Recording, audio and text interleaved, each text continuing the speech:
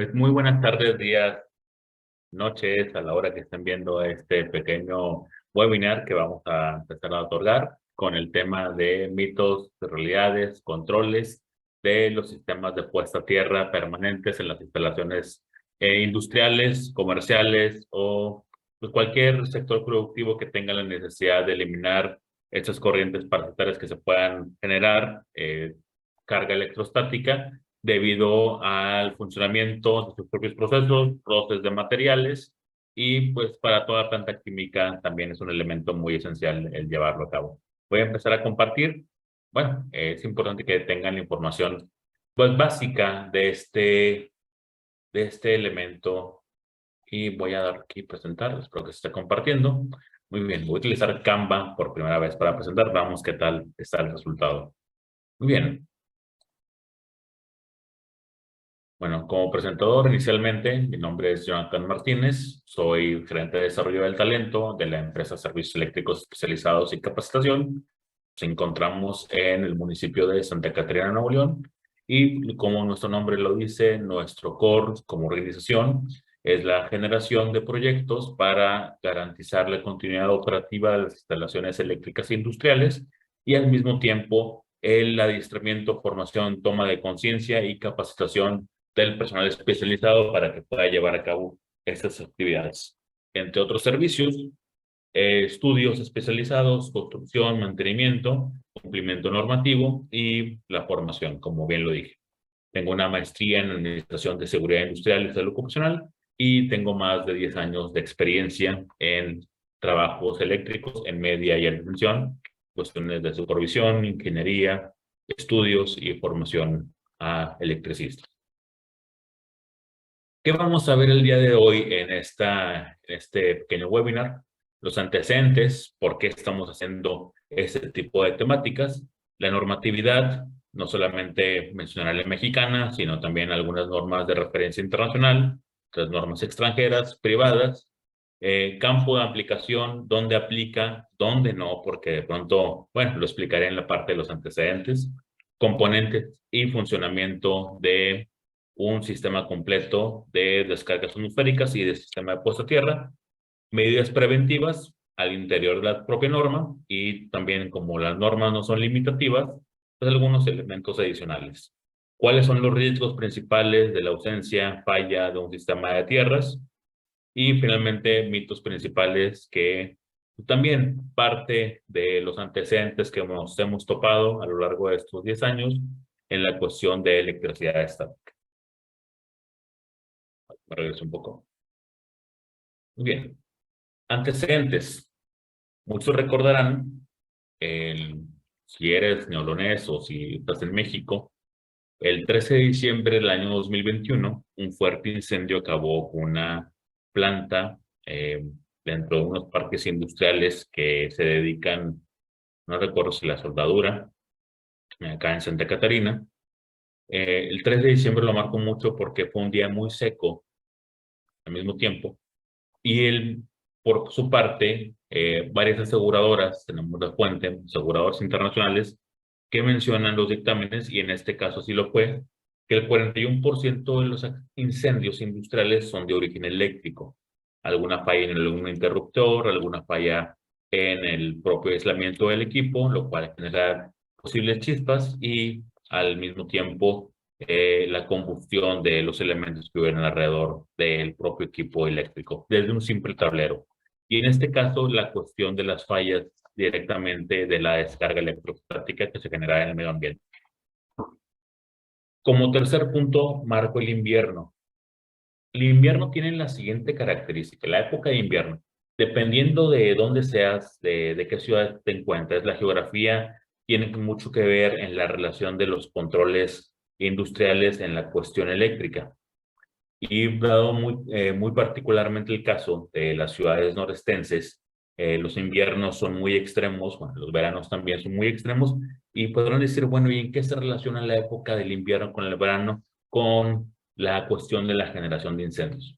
Aquí va. La carga electrostática se puede generar, es un fenómeno natural causado por la fricción y el intercambio, pues voy a decirlo de palabras muy burras, el intercambio de electrones que causan este diferencial.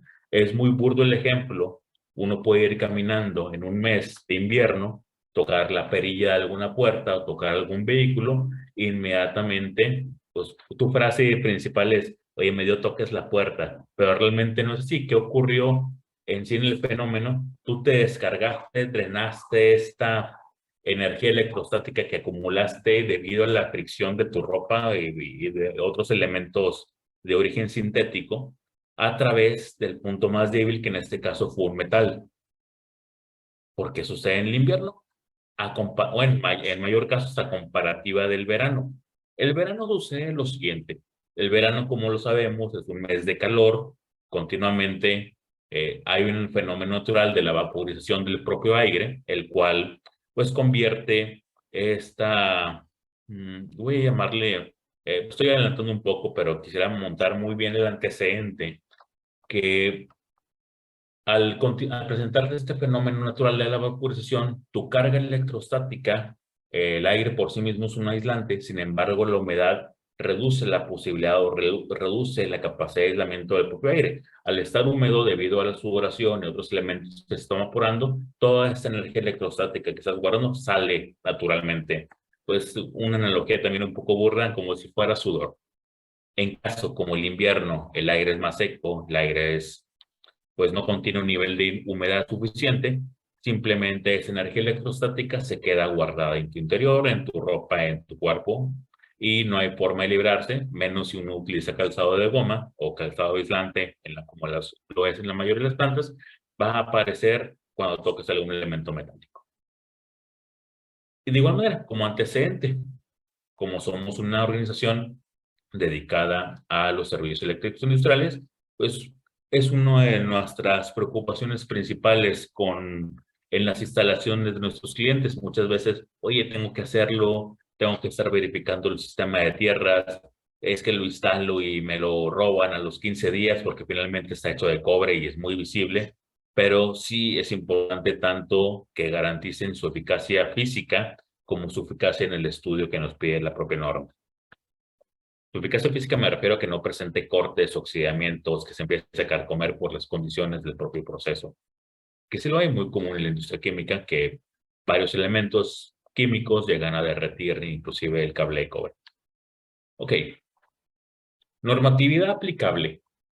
En este caso vamos a estar hablando en mucho del contenido de la presentación acerca de la norma oficial mexicana 022 expedida por la Secretaría del Trabajo y Previsión Social en su última actualización en el 2015, electricidad estática en los centros de trabajo, medidas de seguridad, la cual, como todas las normas, rige en territorio nacional y es aplicable. Aquí vamos a profundizar un poco más en centros de trabajo donde se almacenen, manejen, transporten sustancias inflamables o explosivas.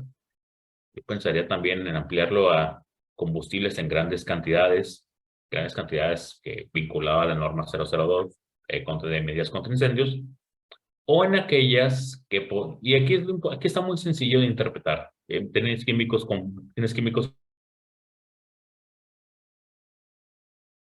inflamables, explosivos, los cargas, los almacenas, los manipulan, hacen trasvases, te aplica la normatividad de cumplimiento de la 022. Por otra parte, segundo punto, por la naturaleza de sus procesos, materiales y equipos sean capaces de almacenar o generar cargas eléctricas estáticas o electrostáticas. Y aquí vamos a ampliar un poco más. ¿Qué posibles procesos ingresan aquí? Bueno, es muy común. Todas aquellas, principalmente las plantas automotrices que tienen cabinas de pintado, es necesario la aplicación de la norma en este tipo de procesos. Todas aquellas que manejen pulverización de algunos elementos, que manejen polvos a grandes velocidades, los cuales provocan fricción dentro de la tubería donde se desplazan. Y finalmente las casetas de pintura es el perfecto ejemplo para mantener la visualización de dónde se aplica la norma.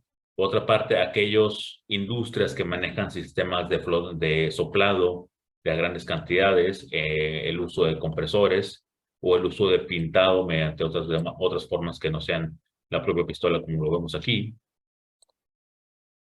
¿Dónde más es aplicable? Todas aquellas industrias que en la mayoría se encuentran este tipo de sistemas bandas, ya sean de rodillos locos, ya sean bandas a motor, como lo vemos en las propias fotografías. Todas estas superficies de roce y rotativas requieren la aplicación de la norma. ¿Qué más? Bueno, lo expresé anteriormente. Aquella situación donde tengamos un motor conectado a una estructura y alimente a otro equipo, es necesario la colocación de estos controles.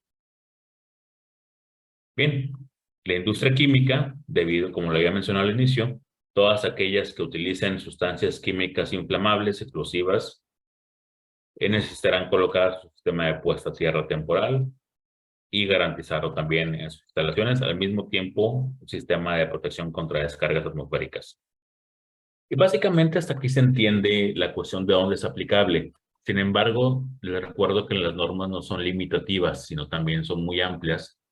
Y una industria o un elemento que no es muy visible, pero al mismo tiempo genera una gran cantidad de carga electrostática, es el uso de las empleadoras industriales, las cuales vemos pues en muchos tipos de industrias, los alimentos, los electrónicos, no en sí tanto por el proceso, no tanto por, tiene que ver el motor, tiene que ver más la fricción de los propios elementos. Sin embargo, el plástico con el que está hecho el material, el polivinil que se utiliza para colocar el emplague y las tarimas completas, llega a causar o lleva a generar mucha acumulación de carga electrostática. Muy común cuando vas a un almacén completamente lleno de elementos emplayados, sientes como los vellos de tus brazos pueden llegar a pararse. Por decirlo en ejemplos muy burdos. De igual manera, todas aquellas industrias que manejan agitadores, ya sea la industria de alimentos, la industria química, estos deberán de contar con sus elementos de sistema puesta a tierra permanente. Y recuerden, la norma no es limitativa. Aquellas situaciones donde se manipulen, almacenen químicos inflamables o, que es el principal punto de la norma, y después ahora la coma tenemos, dependiendo de tu proceso, si este genera carga electrostática, debes de cumplir con los elementos por los cuales contiene el horno. Y algunos ejemplos adicionales, donde haya bandas transportadoras, donde haya procesos de laminado, tejido, la industria del papel es muy susceptible a la generación de carga electrostática, donde haya procesos, aquí debería ser de ser pulverización, procesos de pulverización, o aquellas industrias que por su propia necesidad, como la industria electrónica, donde se utiliza calzado, bueno, no la industria en sí electrónica, pero sí en cualquier otra industria donde se utilice calzado dieléctrico, las cuales evitan que uno drene naturalmente, por la naturaleza del proceso, esta carga electrostática, y el fenómeno aparece aquí, el fenómeno que les había descrito cuando tocas algún componente metálico. Todas aquellas industrias que por la naturaleza de su proceso utilicen uniformes de tela sintética, lana, rayón, seda, algunos hilos acrílicos, como en algún tipo de chaleco fluorescente, este nos puede llegar a generar carga electrostática, la cual se acumula en la propia tela sintética y posteriormente buscará algún lugar donde drenar. No se puede naturalmente debido al uso del calzado dieléctrico.